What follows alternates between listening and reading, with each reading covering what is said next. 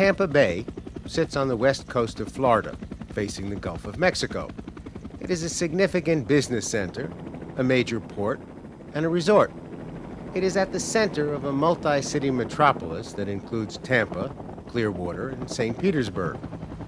Native tribes had been living in the area for thousands of years when the first European explorer arrived in 1528. One of the expedition's officers described Tampa Bay as the best port in the world. And right after that, nothing much happened for about 300 years. Then, in 1821, the United States government took over, and nothing happened again. The real beginnings were in the 1890s when a visionary railroad industrialist by the name of Henry Plant built a railroad line connecting this area with the Northeast and the Midwest. The Tampa Bay area began to develop, and Henry helped it along by building the city's first great hotel. It's a Victorian palace in Moorish Revival architecture, which he called the Tampa Bay. Today it's part of the University of Tampa, but its silver minarets and gold crescents have become a symbol of the city. Some of the original rooms have been restored, so you can see what a deluxe hotel was like during the 1890s.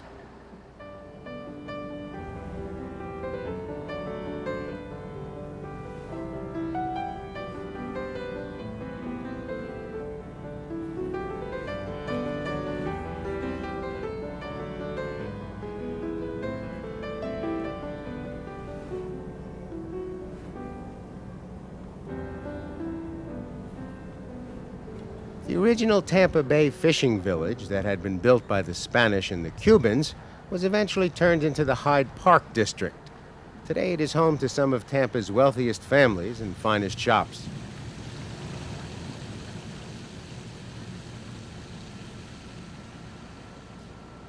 Shopping is always a somewhat surreal experience for me, but the real surrealism is here at the Salvador Dali Museum, which has the world's most comprehensive collection of works by the Spanish surrealist. Born in 1904, he was given his first one-man show when he was only 21. Soon after, he joined the surrealists, who preferred to deal with dreams rather than conventional imagery. But Dali went one step further. He declared that he was not just a surrealist painter, but was himself surreal. By the time of his death in 1989, Dali, his distinctive mustache, his publicity events, and his extraordinary talent gave many people the feeling that he was indeed something beyond real. You might also like to stop into the aquarium, which focuses on the ecosystems of Florida. There's a self-guided tour that takes the visitor through 4 different aquatic environments, from cypress swamps and bogs to a mangrove forest and a saltgrass marsh. If, however, you prefer to see nature in the wild, take a 12-mile drive north of downtown and pay a visit to Canoe Escape. It's a quiet adventure through a 16,000-acre wilderness park where you can enjoy the beauty of the Hillsborough River and discover the local wildlife. Canoeing gives you a perfect opportunity to paddle back in time and experience the river as it was seen by the original natives. Another few minutes and you will be on the coast of the Gulf of Mexico. The Tampa Bay area has 2 of the top 10 public beaches in the world. Over 35 miles of powder white sand, gentle surf, and the Guinness Book record for the most consecutive days of sunshine. 768. Tampa's port and its easy access to North America and the Caribbean made it an ideal spot for commercial activity. One of the first men to realize this and take advantage of it was a man named Vincent Martinez Ybor, who set up a cigar-making factory at the edge of Tampa in 1886. By the turn of the century, the area became known as Ybor City, and it was the cigar manufacturing center of the world. 150 factories produced more than 100 million hand-rolled cigars each year. Today, the center of Ybor City is a National Historic Landmark District. Roseanne Garcia is the president of the Ybor City Museum Society. She also offers customized historic tours. And this is a community that was founded by immigrants that came here to work in the cigar industry. And their imprint is still evident today. Spanish, Italian, Cubans, Romanian Jews, and Germans. Mr. Ybor found out about this location from a friend, Mr. Gutierrez, a colleague of his, who was looking for guava trees in this area, but said to Ybor, we don't see any guava trees, but I see there potential for your cigar industry. Since you have to move out of Key West in Cuba because of labor problems, come and take a look at Tampa. These are the casitas, or the cigar workers' houses. In order to lure the cigar workers to Tampa, the cigar manufacturers decided that they needed to offer something they wouldn't have in Cuba, and that was single-family residential homes that they could rent to own. So thousands and thousands of these casitas, or cigar workers' houses, were built throughout Tampa. One of the things that's unique about small cities at the beginnings is the home delivery of fruits and vegetables and fish and whatever. So bread was delivered and placed on this nail outside the front door. They just slapped the bread against it? Exactly. Slapped it. 3-foot long Cuban bread. Kept it off the floor. I love it. Sure. Well, BURT, the cigar capital of the world, is still alive. And we have cigar shops throughout Ybor City, hand-rolling cigars, bringing in the handmade cigars from Central America. And I want to take you into a shop that's very typical of the Ybor City cigar shop. Another little unique feature about this is that you can get your hair cut, get a cigar, and enjoy the afternoon. Barbershop and cigar store. All in one. The cigar label art was very important to attract the buyer. Some themes would have been concentrating on animals or presidents, flowers, and of course the very beautiful, sexy women, because that was certainly of interest to the male smokers. Very handsome men for the lady cigars. I like things to be balanced, that's good. There's the very beautiful Tampa label that does feature the minarets and the Tampa Bay Hotel, and some beautiful foreground shots of the beach and water, just to give you a feel of the area. The most important person in the cigar industry was el lector, the reader. He would sit in the middle of the room and read to all of the people who were rolling the cigars. Yes, he educated them about current events and world events, and then in the afternoons he read novels and poetry. So people who might have been illiterate were very educated and cultured and could discuss with each other what they heard for the day. The same ethnic groups that lived in Ybor City 100 years ago, the Spanish, the Cubans, and the Italians, are still here, and their traditional ways of eating and drinking are still part of their everyday life. But in those 100 years of working and living next to each other, a lot of recipes have been exchanged. This is the La Segunda Bakery, which is being run by the third generation of the Morey family. They are famous for their Cuban-style palmetto bread. If you notice, they're rolling it out, and they have to work it very extensively to get the gas out of it. But it's very pliable then. They roll it out to 36 inches. They bring it here, and then they put the palmetto strips on it. Why do they put the palmetto? Yeah, it's Is that from the tree? It's a bush that grows about 5 feet, and it's a weed in Florida. So we have people that pick it fresh every day and bring it in. Nobody cares. Nobody wants it. And what does it do to the bread? Well, the only thing it does, if you notice, it retains moisture underneath. It sticks to the bread. And once the bread is dried and creates a crust, it goes into the oven. It's got to try to expand. And all this does is forms a weak spot so it can tear and actually blossom up like a flower. It just retains moisture is the only reason. Flavor? No flavor. Just so you don't get a big broom handle looking stick. It lets it blossom out. A Spanish family famous for its Cuban bread and takeout pizza. Ybor City on a plate. And while you're in the neighborhood, you might like to stop into the Tropicana for a typical Ybor City Cuban breakfast. This is the town's morning hangout and an ideal spot to meet the local community. What is a Cuban breakfast? It's cafe con leche with Cuban toast. You never eaten Cuban toast? No, I haven't. Oh, you got to try it. It doesn't sound like a very filling breakfast. What they do is they stick the toast down into the coffee. Aha, well, we need some coffee. This is Cuban toast. All right, so now I dip it, gotta put sugar in it. How much sugar? Whatever. That's good. Your taste. I have a kind of sweet personality to begin with, so I'm just gonna use a little. So now I take the bread and I dip it in. That's right. Your brothers did.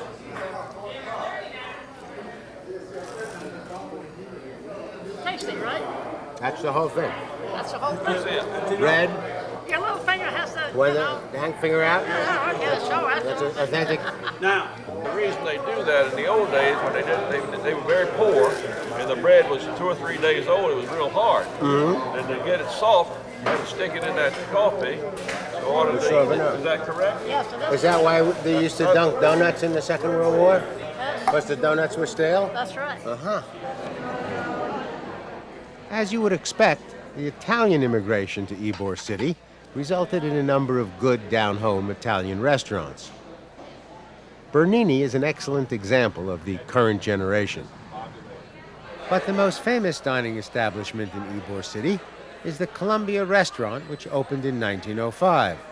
The founder was Casimiro Hernandez Sr., an immigrant from Cuba who named the restaurant in honor of his favorite song about his new homeland, Columbia, the gem of the ocean. These days, people come in to enjoy the decor, including an unusual collection of painted tiles, the Spanish food, and the floor show.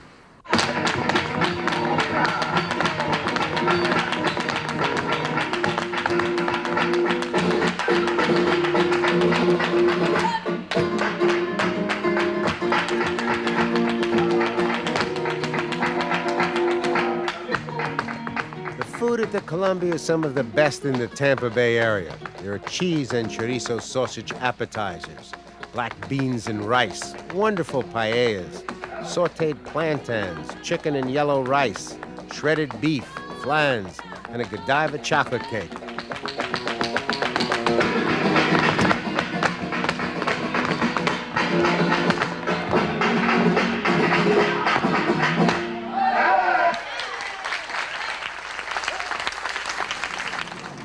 If you would like to balance the nightlife with a little wildlife, I'd suggest a day at Busch Gardens. In 1959, the local Busch family put up a beer brewery on the edge of town. August Busch, who was the head of Anheuser-Busch, added a bird sanctuary and some gardens so his family and his workers would have a nice place to take a break. It soon began attracting neighborhood visitors and tourists. Today it is internationally famous.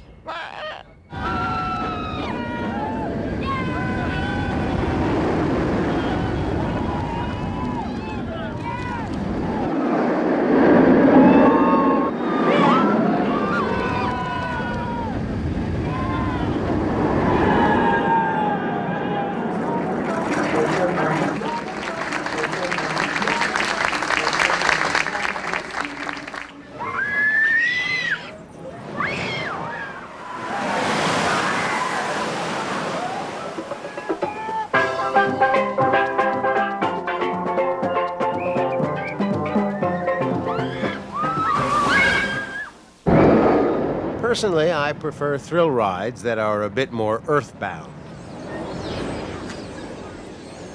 Our Serengeti Plain is one of our landmarks at Busch Gardens, and this Serengeti Safari is probably one of our most popular attractions because guests can get right in the back of this truck, see these animals right up close, probably closer than they would see in Africa, and we also bring food to feed them. Hi, Claudia. This is Claudia. Let me give you a carrot and some apples. Now, they do have teeth, but they don't have upper incisor teeth like a horse, so that's why you don't have to feed them like this. You can use your fingers, and sometimes we'll even try to get them to stick their tongue all the way out so you can see how long. It can get 18 inches, so it's a pretty long tongue, isn't it? Show them how long their tongue is also, as you can see, real dark. Right. Usually they're feeding on acacia trees, and with their tongues all the way out all day long, it can get sunburned. So that keeps their tongue from getting sunburned. Our herd is an important breeding herd. Wait, I haven't even put the dressing on. Give me a minute. Hate when you rush the cook. How did the long neck evolve? Well, when you look at animals in a particular habitat, they all fit a different level, a different niche. The giraffes are at the best level because they don't have to compete with too many herbivores for food. Now, being at such a level, they are also great at being able to spot predators. They're like a big watchtower? Yeah. And they because once warn the other animals. Exactly. Once the giraffes start moving, then other animals take notice, and then they know that something may be coming. And it's neat too, because even though they're so protected here, I mean, at Busch Gardens, they don't have to worry about too much. You can still, you know if something's going on the other side of the park, because the giraffes will spot it first. Baby face, you got the cutest little baby face. There's not another one to take your place. Baby face. Baby face, I'm in heaven when I'm in your fond embrace.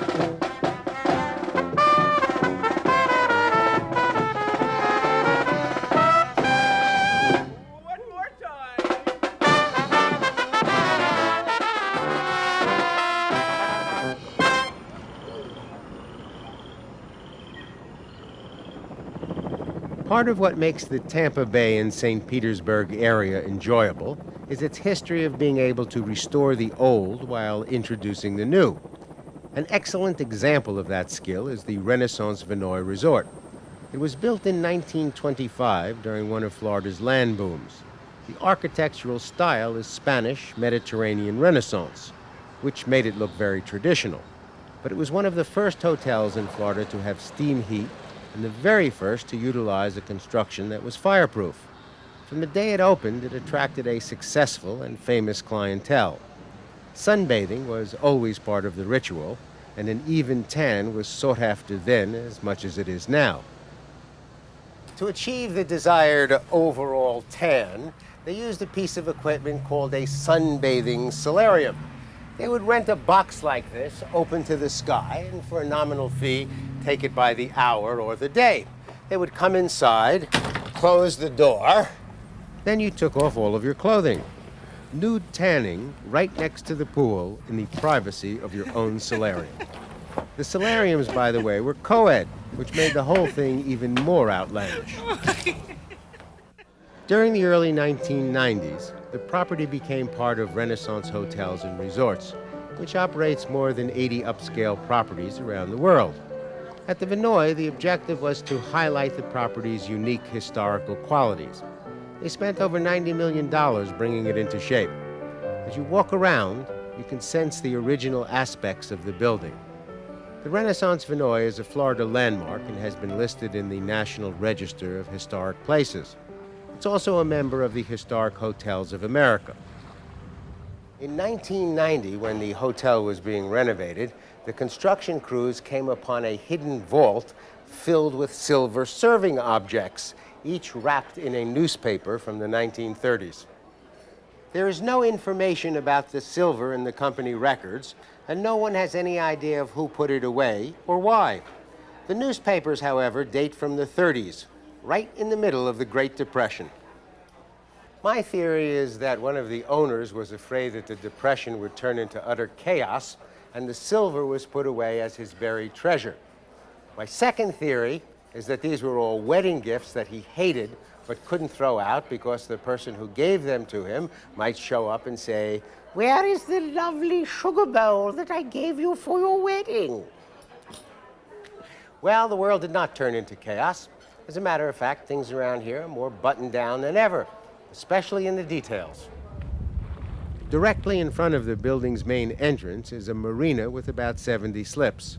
Boats tie up and connect to the Vinoy. Electricity and water lines are run aboard. The boat is treated as if it was one of the rooms in the resort, which includes deliveries from room service. Wow, what a lovely tray. Fruit, champagne. It's my kind of afternoon. Nice day now. Thank you. The resort has 6 award-winning restaurants. Al Fresco is a casual spot with indoor and outdoor tables. Fred's is an elegant private dining room reserved for resort guests. It was named after Fred Guest, who played a major role in getting the property restored. The Promenade Lounge for a drink or something light to eat in the lobby area. The Clubhouse Restaurant, which offers casual Florida dining and overlooks the resort's championship golf course. The Terrace Room, which is the main dining room. And Marchand's Grill, the Vinoy's signature restaurant specializing in Mediterranean dishes. An example is this bucatini pasta with fresh tomatoes. Executive chef Tom Chin sautés some olive oil, garlic, shallots, fresh spinach, and prosciutto ham for about 15 seconds. A little white wine is added and cooks down. Chopped Florida tomatoes go in and simmer for a few minutes. And while the tomatoes are simmering, a word about tomatoes and good health. Tomatoes contain lycopene, a powerful antioxidant. It's thought to help prevent a number of common forms of cancer. They're also finding out that if the tomato is cooked, your body will absorb more of the lycopene. Tomatoes are also a good source of vitamins A and C and fiber, and they go perfectly with pasta. Back into the pan. Pre-cooked bucatini pasta is mixed into the tomatoes. Bucatini is a hollow spaghetti. A tube runs right down the center. The salt and pepper seasoning is adjusted, then onto a serving plate, and finally, some Reggiano Parmigiano cheese. And while we're dealing with tomatoes, a couple of tips. Don't store your tomatoes in the refrigerator. The cold air will have a negative effect on the taste and texture. Remember, these tomatoes were born in Florida. They like everything to be at room temperature. And store your tomatoes with the stem and shoulder side up. The shoulders are the most delicate part of the tomato. And for dessert, pastry chef Bill Hallion's white chocolate cheesecake.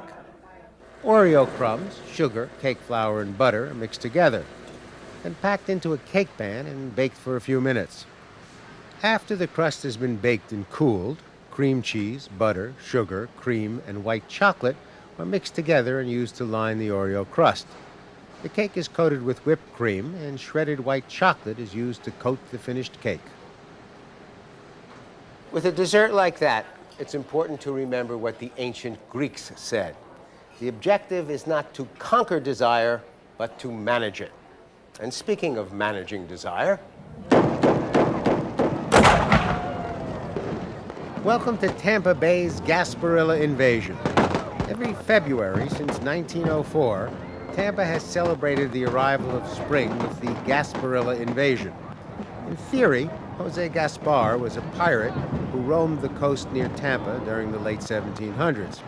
His memory is honored, if that's the right word, by having dozens of the city's leading citizens dress up as pirates, climb onto a facsimile of a pirate ship, fire cannons, yell orders, and sail up the mouth of the Hillsborough River into downtown Tampa.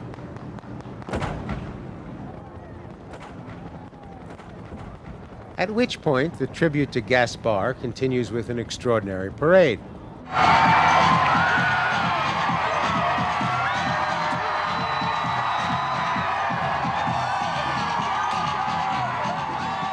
These days, a parade has come to mean a public procession on a ceremonial day.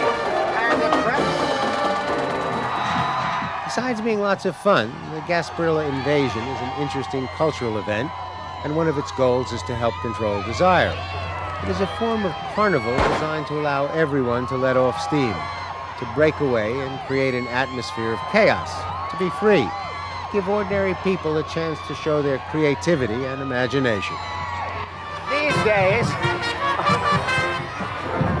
a parade is essential for this type of event. The word parade comes from an old Spanish word which meant the stopping. It was a military term that was used to describe the period of time that a foreign army stayed in an occupied town. The soldiers marched through the street, which gave them the chance to show their strength. These days, the word parade has come to mean fun. These days, the word parade has come to mean a public march on a ceremonial occasion. And the major thrust of the event is having a good time. I hope you've had a good time during our visit to Tampa Bay, and that you will join us next time on Travels and Traditions. I'm Burt Wolf.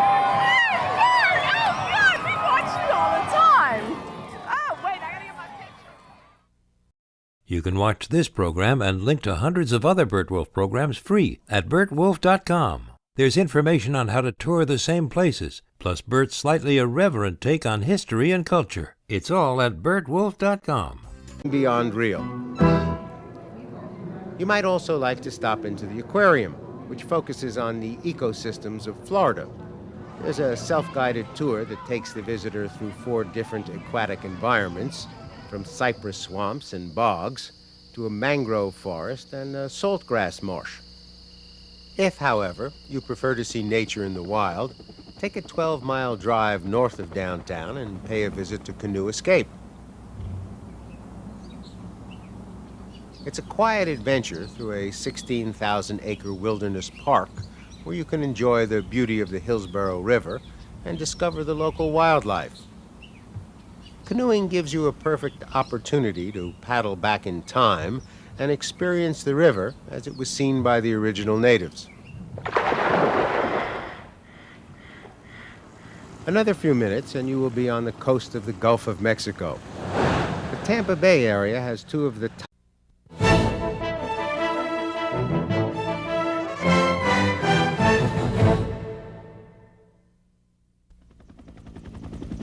Tampa Bay sits on the west coast of Florida, facing the Gulf of Mexico. It is a significant business center, a major port, and a resort. It is at the center of a multi-city metropolis that includes Tampa, Clearwater, and St. Petersburg. Native tribes had been living in the area for thousands of years when the first European explorer arrived in 1528. One of the expedition's officers described Tampa Bay as the best port in the world. And right after that, nothing much happened for about 300 years. Then, in 1821, the United States government took over, and nothing happened again. The real beginnings were in the 1890s when a visionary railroad industrialist by the name of Henry Plant, Spanish and the Cubans, was eventually turned into the Hyde Park district. Today it is home to some of Tampa's wealthiest families and finest shops.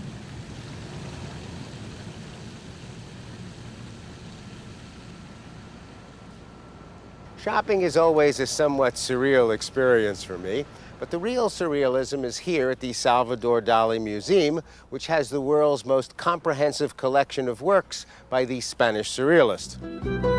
Born in 1904, he was given his first one-man show when he was only 21. Soon after, he joined the Surrealists, who preferred to deal with dreams rather than conventional imagery. But Dali went one step further. He declared that he was not just a surrealist painter, but was himself surreal. By the time of his death in 1989, Dali, his distinctive mustache, his publicity events, and his extraordinary talent gave many people the feeling that he was indeed something. Built a railroad line connecting this area with the Northeast and the Midwest. The Tampa Bay area began to develop, and Henry helped it along by building the city's first great hotel. It's a Victorian palace in Moorish Revival architecture, which he called the Tampa Bay. Today it's part of the University of Tampa, but its silver minarets and gold crescents have become a symbol of the city. Some of the original rooms have been restored, so you can see what a deluxe hotel was like during the 1890s.